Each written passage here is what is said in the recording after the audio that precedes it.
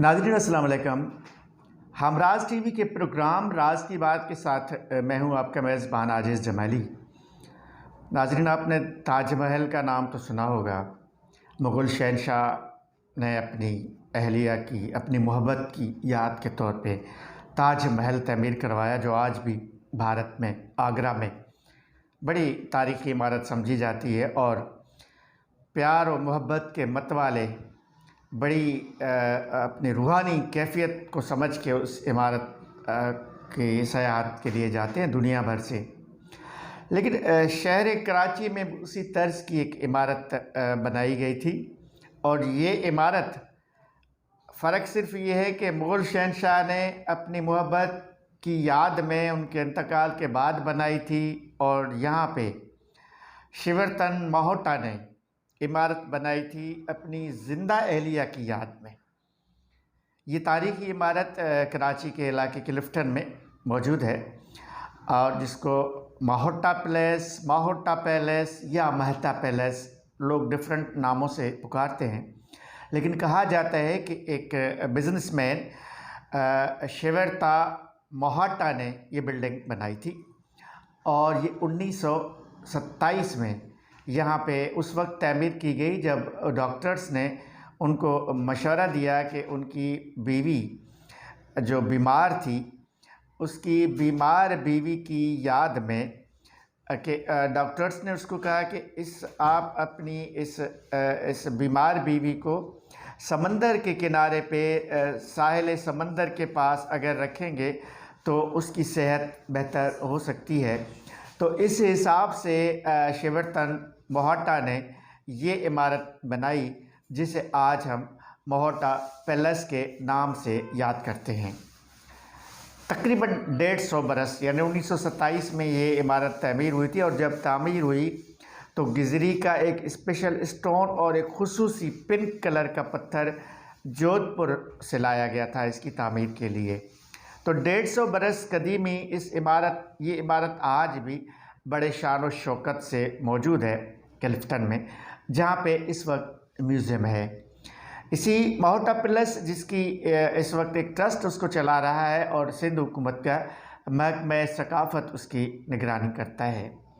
इस इमारत के बारे में सिंध हाई कोर्ट की मोअज़्ज़ज़ अदालत ने एक फ़ैसला दिया है।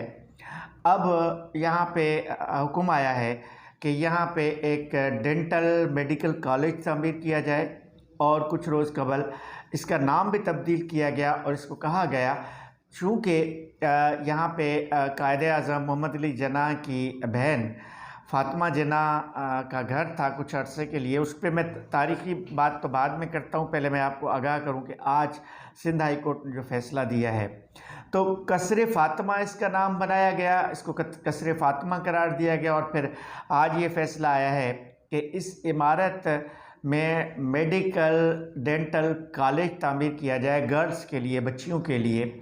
चूँकि सिंध हाई कोर्ट को ये बताया गया कि ये मोहतरमा फ़ातिमा जिन्ना की वसीयत थी, इस वजह से यहाँ पे कॉलेज बनाया जाए। लेकिन ये फ़ैसला तो आ गया। अब बताया जा रहा है कि जो ट्रस्ट है इसका महोटा पैलेस का, उसकी मशावरत से ये सारा कुछ होगा, माहिरीन की मशावरत से होगा। लेकिन सिंध हाई कोर्ट ने ये फ़ैसला, एक पस मंज़र उसका ये है कि तकरीबन 50 बरस कबल 1971 में एक मुकदमा आया सिंध हाई कोर्ट में और कहा यह गया कि ये मोहतरमा फ़ातिमा जिन्ना की वसीयत थी और इस इमारत को जो है उसके ख़ानदान के हवाले किया जाए या फिर उस पर ऐसा कोई इदारा बनाया जाए जिसको गवर्नमेंट के पास नहीं होना चाहिए। हैरत मुझे सिर्फ इस बात पे हो रही है कि आधी सदी के बाद इस पे फ़ैसला आया है। सबसे अहम बात तो यह है कि आधी सदी गुजर गई, 50 बरस यानी 1971 का मुकदमा, जिस पे आज 2021 में फ़ैसला आया है, यानी पूरे 50 साल के बाद। और वो किसके बारे में?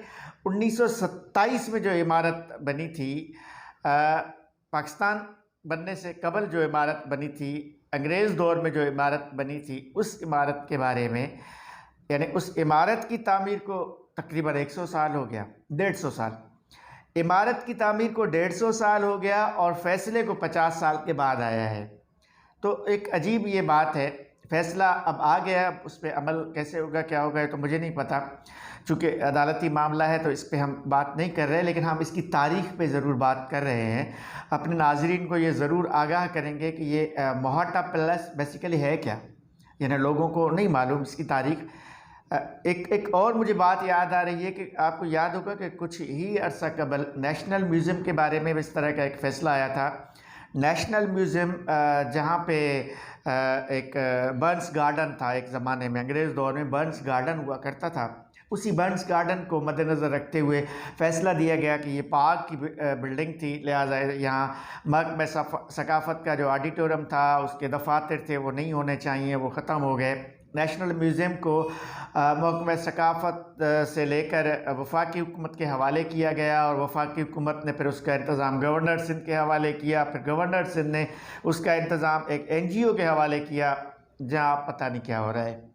यानी एक इदारा जहाँ ऑडिटोरियम में तकारीब होती थी, फंक्शंस होते थे, प्रोग्राम्स होते थे, सेमिनार्स होते थे, वो सब कुछ ख़त्म हो गया और अब वहाँ NGO और नेशनल म्यूज़ियम, अब पब्लिक को भी पता नहीं है कि नेशनल म्यूज़ियम में क्या हो रहा है। खैर वो एक माजी का हिस्सा है, लेकिन आज का फ़ैसला भी उसी तरह का एक फ़ैसला है कि मोहट्टा पैलेस को महकमा सकाफ़त सिंध से वापस लेके उसको एक ट्रस्ट की निगरानी में दे के एक मेडिकल कॉलेज बनाने का फ़ैसला हुआ है।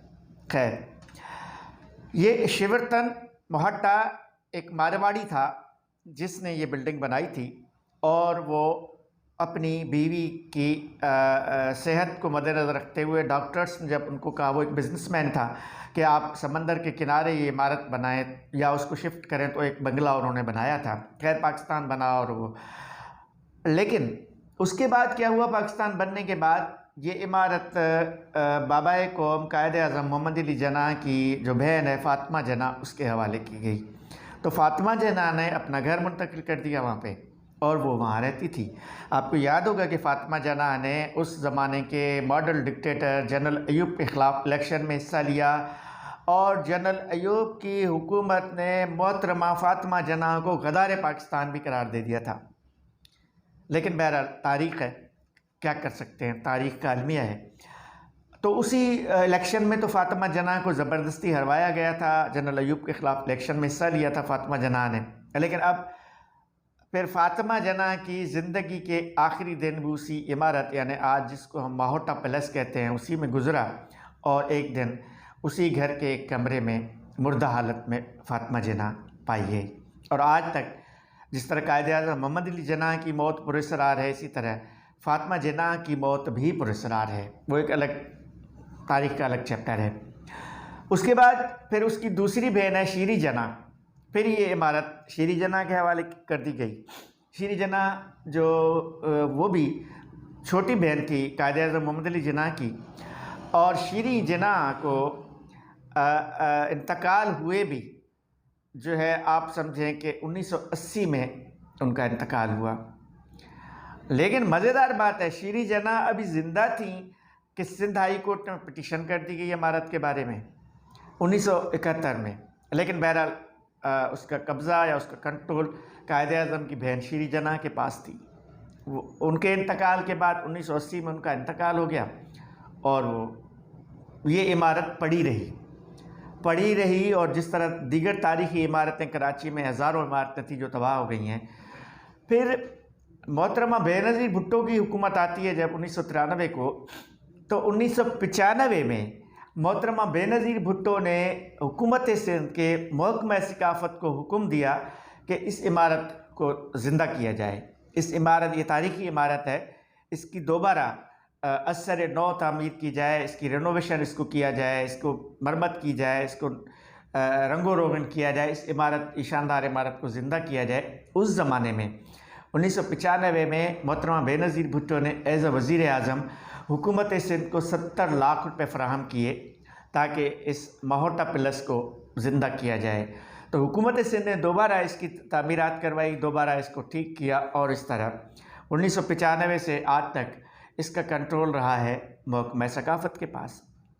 उसके बाद फिर महकमा सकाफ़त ने इसी इमारत में एक म्यूज़ियम कायम किया, एक ट्रस्ट बनाया जो मुल्क के नामवर लोगों पर मुश्तमिल है, जिसमें आप हमीद हारून जैसा एक बड़ा नाम, हमीद आखून जो साबिक सेक्रेटरी हैं सकाफ़त के वो, और दीगर बिजनेसमैन, दीगर इल्म व अदब से वाबस्ता शख्सियात पर मुश्तमिल एक ट्रस्ट बनाया गया जो इसको चला रहा था, लेकिन वो मुकदमा वहाँ पड़ा रहा जिस पे आज फैसला आया है।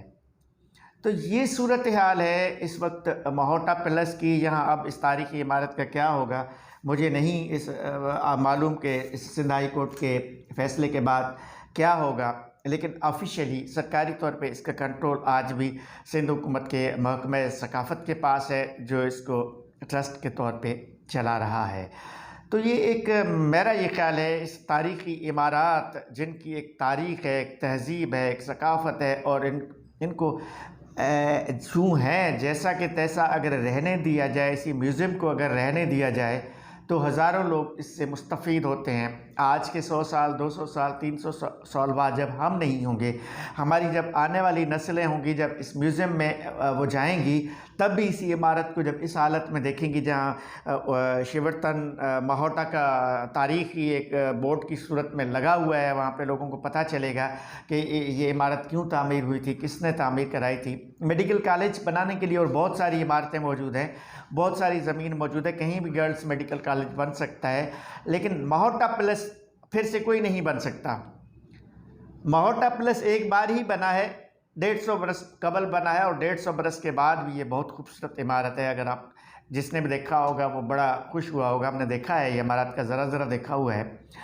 तो बहरहाल ये इस इमारत के बारे में काफ़ी शख्सियात ने बड़ी तहारीर की हैं, रिसर्च किया है, तहकीक भी किया है। तो हम इस आज के इसी प्रोग्राम में कुछ मुहक्किकों से इस पर बात भी करेंगे, वो आपको बताएंगे सही इसकी तारीख़। यहाँ मैं लेता हूँ एक ब्रेक और मिलते हैं ब्रेक के बाद।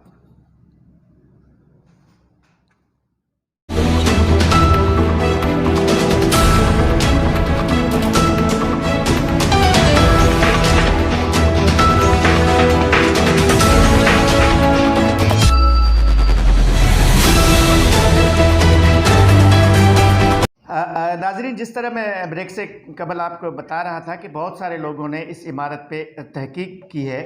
हमारे दोस्त हैं, नामवर मुहक्किक और इल्म व अदब से इनकी बड़ी वाबस्तगी है, जनाब अख्तर बलोच साहब। उन्होंने भी इसी इमारत पे रिसर्च किया है और उनका एक शानदार आर्टिकल भी मुख्तलिफ़ औकात में छपे भी हैं। इस वक्त मेरे साथ टेलीफोन लाइन पर अख्तर बलोच साहब मौजूद हैं। अस्सलाम वालेकुम बलोच साहब। वालेकुम जनाब, कैसा मिजाज है आपके? खैरियत से? जी, बहुत नवाजिश। अख्तर बलोच साहब, ये जो महोटा पैलेस है जिसके बारे में आपका एक बड़ा तारीखी आर्टिकल भी मैंने देखा है, आज इसके बारे में सिंध हाई कोर्ट का एक फ़ैसला भी आया है कि यहाँ एक मेडिकल कॉलेज कायम किया जाए। लेकिन हम आपसे जानना चाहेंगे कि इस इमारत की तारीख़ जो 1927 में बनी थी, एक शानदार इमारत है जहाँ पे इस वक्त एक म्यूज़ियम मौजूद है, एक ट्रस्ट उसको चला रहा है, क्या कहेंगे आप इस हवाले से? देखिए, ये इमारत बनवाई थी शिवरतन महोटा साहब ने, और इस इमारत के पीछे एक बड़ी दिलचस्प और प्यार की कहानी है। वो कुछ यूं है कि हुआ ये था कि महोटा साहब की बेगम को एक ऐसी बीमारी लाग हो गई थी, तो डॉक्टर ने कहा था कि इससे जो है आप साहिल समंदर के पास कहीं ठहराएं। तो फिर ये आगा अमीर हुसैन साहब से नक्शा इसका बनवाया गया था, जिन्होंने हिंदू जिमखाना का नक्शा भी बनाया था, और वो तशरीफ लाए थे इंडिया से, राजस्थान से उनको बुलवाया गया था, तो उन्होंने ये नक्शा बनाया था। और बहुत ही खूबसूरत इमारत, और सबसे बड़ी बात इसमें खूबसूरत बात यह है कि इसके बेसमेंट में स्विमिंग पूल भी है, और वो बग़ैर नजर नहीं आता है। और फिर फातिमा जना का जो इंतकाल हुआ वो भी इसी इमारत में हुआ। फिर ये शीरीन जना के हवाले भी, तो गालिबन उन्होंने अपनी एक वसीयत में ये कहा था कि इसे डेंटल कॉलेज बनाया जाए।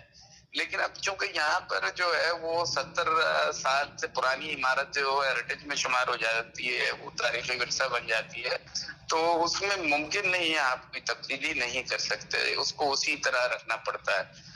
और फिर अगर ये कॉलेज की शक्ल इख्तियार कर गया तो फिर उसके बाद जो यहाँ पर लोग आएंगे जाएंगे और बैठेंगे, तो वो तारीखी इमारत की जो है वो हैसियत जो है वो मखदूश हो जाएगी, उसकी इतना ज्यादा लोग आना जाना शुरू करेंगे तो बड़ा मसला हो जाएगा। तो मेरा ख्याल ये है कि ये इमारत जो है ना, कराची में तो आप देख लें जितनी भी कदीम इमारतें हैं, आहिस्ता आहिस्ता उनको तोड़ा जा रहा है, उनको बड़े बड़े प्लाजा बनाए जा रहे हैं, जो चंद एक रह गई हैं, तो उनका भी जरूरी है कि किसी तरीके से जो है उनको बचाया जाए, उनको तहफ़्फ़ुज़ फराहम किया जाए। एक कंवर खालिद यूनुस साहब ने एक बार लिखा था कि वो गए थे इंडिया, तो इंडिया गए थे तो वहाँ उनकी एक 90 साल के बुजुर्ग से मुलाकात हुई थी, तो उसने उन्हें बताया था कि ये मोटा पैलेस मेरा था और जो है वो मैं बाद में वहां पर चाबियां वाबियां छोड़ के आ गया था और ये वो। लेकिन हमारी मंजिल किताब है ये कमिश्नर जो थे कराची सैयद हाशिम रजा जी, मुझे अच्छी तरह याद है, हमारी मंजिल किताब में उन्होंने लिखा है कि ये हुआ था कि शिवराम रतन मौटा का जो ये बंगला था वो तहवील में ले लिया था, तो वो इसलिए कि खारजा ऑफिस इसमें वज़ारत खारजा का ऑफिस बनाया जाए। तो उसके बाद वो एक दावत में मौटा साहब जो है वो गए थे, कायदे आज़म से मिले थे और उन्होंने उनको कहा था कि ये मेरा बंगला जो वापस कराए, तो उन्होंने कहा मैं कॉम्पिटेंट अथॉरिटी नहीं हूँ, आप कमिश्नर कराची से बात करें। तो उसके बाद फिर वो जो है चाबियां वाले करके वो फिर उसमें कमिश्नर ने लिखा है कि मैंने कायदे आज़म को बताया है कराची में इनके बहुत सारे घर हैं, ये और भी कहीं रह सकते हैं, लेकिन फिर वो शायद उससे वो बदल हो गए और वो पाकिस्तान छोड़कर जो है वो इंडिया चले गए। लेकिन अब सूरत हाल ये है कि इस इमारत ये बड़े अरसे तक जाड़ो झनकार का शिकार रही और इसमें कीमती जो सामान था फातिमा जिन्ना का और ये गाड़ियां वाड़ियां वो सारी बड़ी सड़ती रही। फिर पीपल्स पार्टी मोहतरमा बेनजीर के दौर में गालिबन पहली बार इसको रेनोवेट करके और इसमें फिर म्यूजियम, फिर सकाफती सरगर्मियां शुरू हुई, उसमें जो है मुशायरे और महफिल गजल और इस तरह की चीजें होती रही। तो बहुत ही तारीखी और शानदार और खूबसूरत इमारत है। तो अब सूरत हाल क्या बनती है ये तो अदालती फैसले के अच्छा बाद बलोच साहब, ज़ाहिर है कि हम अदालत पे तो बात नहीं कर सकते, लेकिन आप एक स्कॉलर के नाते, एक रिसर्चर के नाते, आप क्या समझते हैं कि इसको इसी हालत में इसमें ये म्यूज़ियम और इसी पोजीशन पे बरकरार रखना चाहिए या क्या करना चाहिए? जी, मैंने पहले भी लिखा था कि जैसे एम्प्रेस मार्केट का जब मामला हुआ था तो शुरू में जब उसके पास जो है खत्म की गई एनक्रोचमेंट, तो फिर जी वो कहा गया कि इसको जो है म्यूजियम बना दिया जाए। अरे भाई, जब बनी वो मार्केट के लिए थी तो उसे मार्केट ही रहना चाहिए, उसे जो है म्यूजियम में आप कैसे तब्दील कर सकते हैं?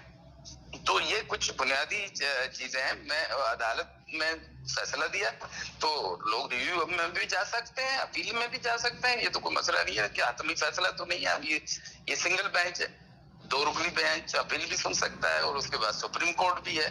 तो जो लोग समझते हैं कि इसको इसी शक्ल में बरकरार रहना चाहिए तो उनको चाहिए कि वो अदालत से रिव्यू करें। यानी महकमा सकाफत हुकूमत सिंध या जो इसका ट्रस्ट है वो इसके खिलाफ अपील में जा सकता है? बिल्कुल जा सकता है ना, ये तो सिंगल बेंच का फैसला है ना जी। तो अब 2 रुकनी बेंच जो है वो सुनेगा उसको, उसके बाद फिर फैसले होंगे। तो इस तरह तो नहीं होगा कि एक अपील की गुंजाइश तो है ना, और इसमें सिविल सोसाइटी और दूसरे लोग भी अपील में जा सकते हैं। मेरा ख्याल आपका क्या ख्याल है, सिविल सोसाइटी को कोई किरदार अदा करना चाहिए इस हवाले से? सिविल सोसाइटी की एक तो बड़ी गलत तशरीह हमारे ज़हन में होती है। सिविल सोसाइटी का सबसे बड़ा एलिमेंट पॉलिटिकल पार्टीज हैं, और पॉलिटिकल पार्टीज हैं तो वो हुकूमत में भी हैं, उनके डिपार्टमेंट्स में भी डिपार्टमेंट भी है, कल्चर भी है। इससे पहले सुप्रीम कोर्ट के फैसले के मुताबिक जो म्यूजियम था वो और जिना अस्पताल, म्यूजियम और कार्डियोवैस्कुलर और गालिबन जिना अस्पताल ये वफाक को दे दिए गए। क्या हुआ? कोई उसका फवाइद तो नहीं है, उसके बजाय उसके और सिंध गवर्नमेंट की जिम्मेदारियां और बढ़ गई। अब वो पहले से ज्यादा उनको पैसे देने पड़ते हैं और वफाक उसको टेक ओवर करने के लिए तैयार नहीं है। तो ये सारी चीजें हैं। इसको सिविल सोसाइटी का सबसे बड़ा एलिमेंट पॉलिटिकल पार्टीज होती हैं।